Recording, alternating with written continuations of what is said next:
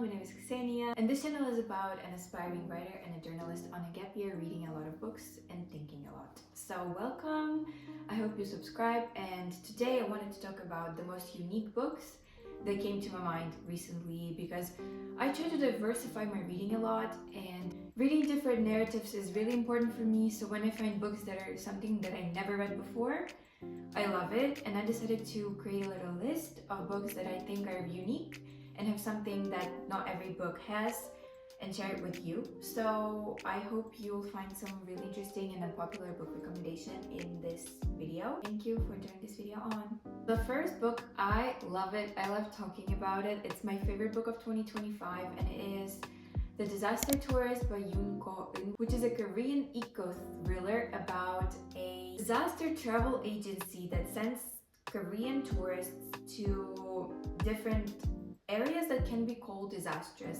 whether it's a natural disaster, a war, or any disturbing thing that happened there over some period of time. And our main character is getting fired from that company because of the conflicts she had, sexual harassment included. But before getting fired, before the company makes their final decision, they send her on a vacation to one of their proposals to assess if this package is worth continuing or canceling, which is located in Mui in Vietnam. And there she kind of discovers a little bit more about the company she worked at, and we as readers can really shift our perspective on tourism. So why this book is unique, you probably understand. I was so hooked by the title and by the fact that this book sends people to disaster areas, and I talked so much about it, I thought so much about it. It's so satirical, metaphorical, and there's so much subtle and hidden meaning, something between the lines, and how everything we do affects the world and tells us about climate change, and of course capitalism, how everything can be traced back to capitalism and big corporations and what they do. So this book is genuinely a jam for people who love analyzing things and just literary fiction lovers. So I really insist that you go and read it because I loved it. I really wish I could find this book in Korean, in the original language, because I'm learning it, and I would really love to see how the translation and the book are different from each other, or how they're similar. I love this. Next book is Nevernight by Kristoff. I don't remember much from it because I read it so long ago, but what stuck with me and what I think is unique is the world building. The world, there's no moon. The moon never rises. Only the three suns change, so there is no shadow. Shadow is a luxury. Only the rich people get to live kind of underground and get shadow, get darkness at night. And the poor have to live up at the constant sun. And we read about Mia, who has shadow powers. She casts shadows. And I don't really want to dive deep into the plot because, again, it's so complex. It's a trilogy with books that are like small bricks, I would say. And I read them really fast. I love them. They're phenomenal, and the ending definitely will strike you. I do not remember much of the actual details, so I won't get into them so that I don't say something that is not true. But about the world building, it will definitely impress you because first of all, it's unique, and second of all, it also is really detailed. So there are margins and or side notes. I don't know how it's called in English precisely, but they're like little side notes. Details explaining the world. Kristoff is really actually witty, and his writing style is really unique itself. And in the side notes, he explains more about the world, so you can find out really random details. They have really little to do with the plot itself. They just let you know more a little about the politics, about the society of the world in Nevernight. And it's when you like this sort of thing, you'll like this novel, this trilogy, because of how really detailed it is. I mean, Kristoff explains things that you definitely haven't even thought about when reading the novel. It's really random but really fun. This book has a lot of trigger warnings, but I don't think I'm the one to tell you about the trigger warnings because I read this book when I was 13. I know what you guys were doing at 13, but I read Nevernight. The next book on my list is People from My Neighborhood by Hiromi Kawakami. I don't know what you're imagining now about this book after hearing its title and seeing the cover somewhere here, but you're definitely wrong. You're definitely not imagining what's happening in this book because it's impossible to predict. Whatever you're thinking, it's gonna be wrong. You're gonna fail. Because this is a collection of flash fiction stories, and every story is more unhinged than the other. It's so unique because you don't even know what's happening. It tells us a story about one really bizarre neighborhood in somewhere in Tokyo where really weird things are happening, but they're considered kind of normal in the neighborhood basically. Example that I can give you is random loss of gravity, where people just lose gravity, get alert on their phones and float around in the air for some time. Or my favorite one is when they built a confectionery school from actual confectionery, and then they started eating the school, like in Charlie and the Chocolate Factory, but then the school also started slowly rotting. That's why the school closed down and it's just rotted there where it was built. It's crazy, right? But I really love such stories, and it was one of the first books from Japanese literature that I have ever read, so imagine what impression I have. But it's so fun, and I mean, if your imagination is open to perspectives that you've never even imagined you could get, then you should read this book because it's literally, I don't know, the author, I'm just applauding the imagination, and I don't know what creative process she had to go through, like brainstorming. How do you even brainstorm that? I think some of the stories are more unhinged than my fever dreams. Number 4, it's a duology. I mean, if you are in Book Talk, you heard about it, but I wanted to give it a shout out. I mean, it's not exactly niche or unique, but I'm talking about, finally I'm gonna show you paper books. Divine Rebels. I mean, I am a skeptic and I don't really praise books just because they're on Book Talk, but here, this hype was really earned. I loved Divine Rebels. And the uniqueness here is not exactly in most of the aspects of the story, but as an aspiring writer and a person who is obsessed with anything concerning books or literature, they had magical typewriters. Hear that again? Magical typewriters. This was so beautiful, and I love Rebecca Ross's writing style. She writes so poetically and lyrically, and I'm a fan of such writing. Anything that's written in kind of like lyrical voice is just my thing. I love it, and Divine Rebels did not disappoint in that aspect.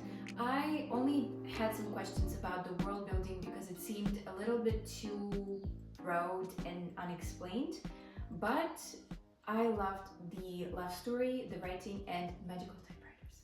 I have never read about magical typewriters before, and you know, I just wanted to give these books a shout out because they're really pretty and they're really good, especially if you're looking for something quite easy to get into, because these books, they hook you. I know that it's probably not as unique as what we started with and cannot be compared to the uniqueness of People in My Neighborhood, but it's unique in its own way and in its genre, romantasy. Go with Silber by Kerstin Gier. So this is a German young adult novel.